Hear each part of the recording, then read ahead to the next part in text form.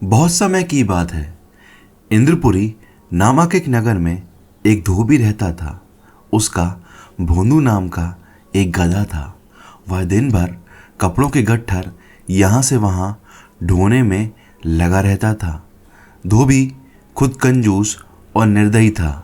अपने गधे के लिए चारे का प्रबंध नहीं करता था, बस रात को चरने के लिए खुला छोड़ देता था। आसपास में कोई चारागाह भी नहीं था। इसी कारण से भोंदू गधा बहुत दुबला पतला हो गया था। एक रात उस भोंदू गधे की मुलाकात एक अक्की नाम के सियार से हुई। अक्की सियार ने उससे पूछा, और भाई भोंदू, आप इतने कमज़ोर कैसे हो गए हैं? भोंदू गधे ने दुखी स्वर में बताया कि कैसे उसका मालिक किसी की बातों में आकर अपना सारा पैसा और धन संपत्ति को स्टॉक मार्केट और क्रिप्टो करेंसी में लगा के डुबा चुका है, और नुकसान की भरपाई करने के लिए उसका मालिक कैसे उससे दिन भर बहुत ज़्यादा काम कराता है और खाने को भी कुछ नहीं देता। अंधेरे में रात को मुझे इधर उधर मुंह मारना पड़ता है। अक्की सियार बोला, भोंदू भैया, क्या आपके मालिक ने पैसों को निवेश करने से पहले जांच पड़ताल नहीं की थी क्या? भोंदू गधा बोला, नहीं अक्की भैया, मैंने मालिक से बोला था कि पैसों को किसी के कहने पर कहीं भी मत डालो। इस बात पर मालिक ने कहा कि हम काम धंधे वाले लोग हैं, काम काज पर ध्यान देंगे या फिर शेयर बाजार में शेयरों की जांच पड़ताल करेंगे। फिर कुछ दिन बाद मेरा मालिक बर्बाद हो गया और सड़क पर आ गया। तब से मालिक बहुत ज़्यादा निर्दयी और कठोर हो गया है। अक्की सियार बोला, अच्छा तो ऐसी बात है। फिर तो तुम्हारे मालिक को 12% क्लब में निवेश करना चाहिए था।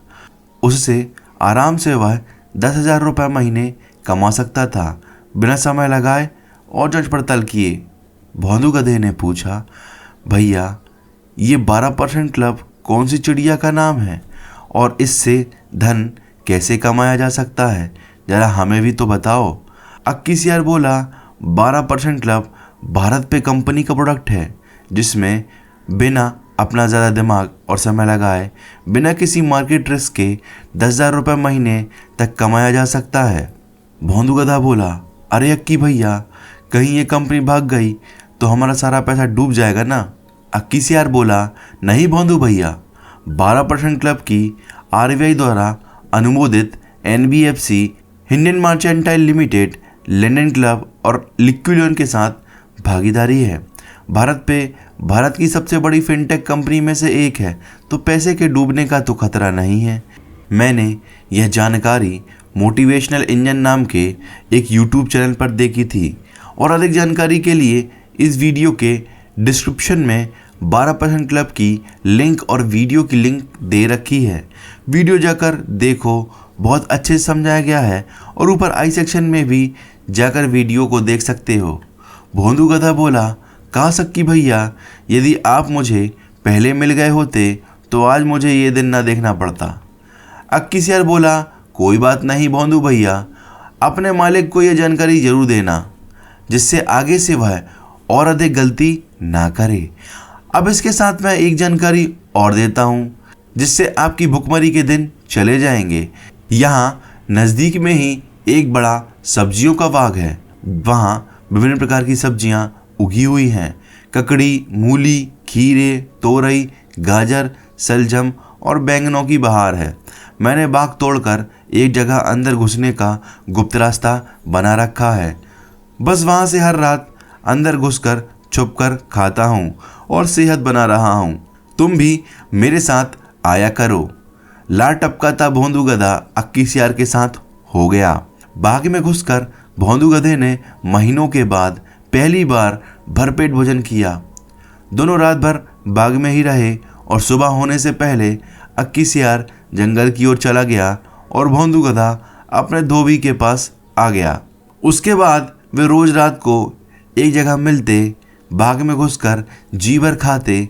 धीरे धीरे भोंदू गधे का शरीर भरने लगा, उसके बालों में चमक आने लगी और चाल में मस्ती आ गई। वह भुखमरी के दिन बिल्कुल भूल गया। एक रात खूब खाने के बाद भोंदू गधे की तबीयत अच्छी तरह हरी भरी हो गई। वह झूमने लगा और अपना मुंह ऊपर उठाकर कान फड़फड़ाने लगा। अक्कीसियार ने चिंतित होकर पूछा, मित्र यह क्या कर रहे हो? तुम्हारी तबीयत तो ठीक है ना? भोंदू गधा आंखें मूंद कर मस्त स्वर में बोला, मेरा दिल गाने का कर रहा है। अच्छा भोजन करने के बाद गाना चाहिए। सोच रहा हूँ कि ढेंचू राग गाऊं।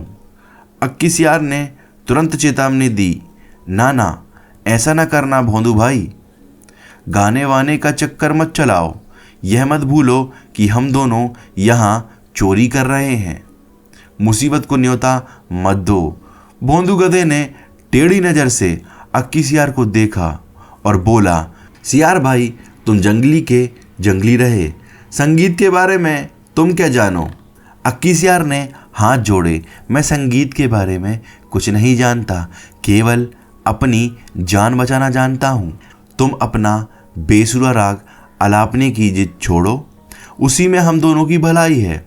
भोंदू गधे ने अक्कीसियार की बात का बुरा मानकर हवा में दो लत्ती चलाई और शिकायत करने लगा, तुमने मेरे राग को बेसुरा कहकर मेरी बेइज्जती की है। हम गधे शुद्ध शास्त्रीय लय में रेंगते हैं, वह मूर्खों की समझ में नहीं आ सकता। अक्कीसियार बोला, गधे भाई, मैं मूर्ख जंगली ही सही, पर एक मित्र के नाते मेरी सलाह मानो। अपना मुंह मत खोलो, बाग के चौकीदार जाग जाएंगे। भोंदू गधा हंसा और बोला, अरे मूर्ख सियार, मेरा राग सुनकर बाग के चौकीदार तो क्या, बाग का मालिक भी फूलों का हार लेकर आएगा और मेरे गले में डालेगा। अक्कीसियार ने चतुराई से काम लिया और हाथ जोड़कर बोला, गधे भाई, मुझे अपनी गलती का एहसास हो गया है, तुम महान गायक हो। मैं मूर्ख सियार भी तुम्हारे गले में डालने के लिए फूलों का हार लाना चाहता हूँ। मेरे जाने के 10 मिनट बाद ही तुम गाना शुरू करना, ताकि मैं गायन समाप्त होने तक फूल मालाएं लेकर लौट सकूं। भोंदू गधे ने गर्व से सहमति में सिर हिलाया। अक्कीसियार वहाँ से सीधा जंगल की ओर जान बचाकर भागा। भोंदू गधे ने उसके जाने के कुछ समय बाद मस्त होकर रेंकना शुरू किया। उसके रेंकने की आवाज़ सुनते ही बाग के चौकीदार जाग गए और उसी ओर लट्ठ लेकर दौड़े जिधर से रेंकने की आवाज़ आ रही थी। वहां पहुंचते ही भोंदू गधे को देखकर चौकीदार बोला, यही है वह दुष्ट गधा जो हमारा बाग चर रहा था। बस सारे चौकीदार डंडों के साथ भोंदू गधे पर पिल पड़े। कुछ ही देर में भोंदू गधा पिट पिट कर अधमरा गिर पड़ा। इस कहानी से हमें यह शिक्षा मिलती है कि अपने शुभचिंतकों और हितैषियों की नेक सलाह ना मानने का नतीजा हमेशा बुरा होता है। मूर्खों से दोस्ती करना भारी पड़ सकता है, इसीलिए हमेशा अच्छे मित्र बनाएं। और चोरी करना बुरी बात होती है, एक ना एक दिन उसका परिणाम बुरा साबित हो ही जाता है। कभी भी अपनी भावनाओं में आकर कोई भी काम नहीं करना चाहिए, नहीं तो भोंदू गधे जैसा हाल होना निश्चित है। अगर मेरे मालिक ने किसी के कहने पर गलत निवेश करने के बजाय 12% क्लब में निवेश कर दिया होता तो आज मेरी ये हालत ना होती और ना ही मुझे चोरी करनी पड़ती। यदि आप 12% क्लब में निवेश करना चाहते हैं तो अधिक जानकारी के लिए नीचे डिस्क्रिप्शन में लिंक दे रखी है, उस पर क्लिक करके अपना भविष्य बना सकते हैं। हमेशा जांच पड़ताल करके ही पैसों को निवेश करना चाहिए। किसी के कहने पर कभी भी अपनी मेहनत की कमाई को रिस्क में नहीं लगाना चाहिए, नहीं तो भोंदू गधे और उसके मालिक जैसा हाल होना निश्चित है। यदि आपको वीडियो पसंद आई हो तो वीडियो को लाइक, शेयर एवं सब्सक्राइब करना ना भूलें। इसी के साथ मैं आपसे विदा लेता हूं और मिलता हूं एक और नई कहानी के साथ। तब तक आप अपना ध्यान रखें। धन्यवाद।